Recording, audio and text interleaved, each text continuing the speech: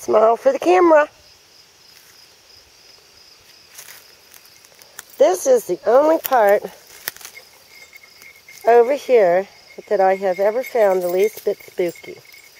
And it's not quite dark, but to me it kind of looks spooky.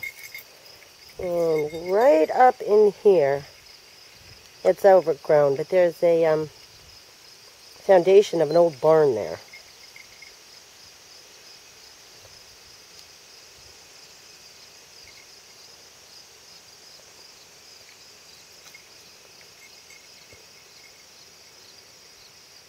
We certainly do have a lot of stuff.